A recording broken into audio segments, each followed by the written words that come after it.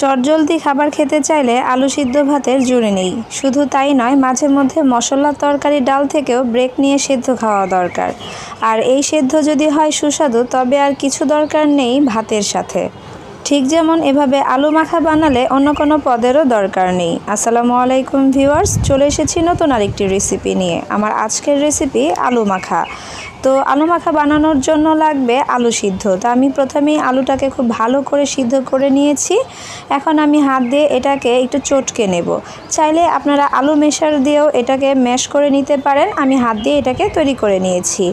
তো আমি এগুলোকে খুব ভালোভাবে হাতের সাহায্যে কিন্তু চটকে নিয়েছি, দেখতে পাচ্ছেন। এখন চুলায় একটা প্যান বসিয়ে দিয়ে তাতে দিয়ে দেব পর্যাপ্ত পরিমাণে সরিষার তেল।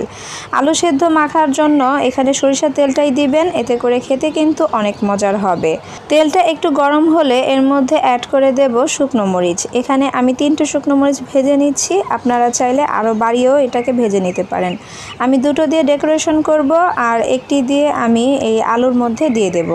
ভাজা হয়ে গেলে উঠিয়ে নিয়ে তার মধ্যে দিয়ে দেব হাফ চামচের মতো 5 ফোড়ন। তো এখানে আমি 5 ফোড়নটা দিয়ে হালকা একটু ভেজে নিয়েছি। তার মধ্যেই দিয়ে দিয়েছি আলু সেদ্ধ যে আমি চটকে রেখেছিলাম সেটা দিয়ে এই 5 ফোড়নের সাথে খুব ভালোভাবে মিশিয়ে নিতে হবে। তারপরে দিয়ে দিতে হবে স্বাদমতো লবণ, আর 1 চামচ কিংবা হাফ চামচের মতো যে যেমন ঝাল খেতে পছন্দ করেন সেই অনুযায়ী অ্যাড করে দিবেন চিলি ফ্লেক্স, মানে শুকনো মরিচের গুঁড়ো দিয়ে সবগুলোকে খুব ভালোভাবে মিশিয়ে নিতে হবে। আর চুলার আঁচ লো টু মিডিয়ামের মাঝামাঝি রেখে আলুটাকেও ভেজে নিতে হবে। তো দেখতে পাচ্ছেন এটা কিন্তু ভাজা হয়ে গিয়েছে, একটু কালারটাও চেঞ্জ হয়ে এসেছে।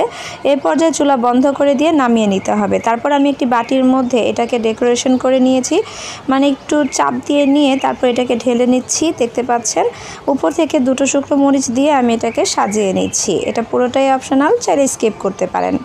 আর এভাবেই তৈরি হয়ে গেল আলু সেদ্ধ মাখা।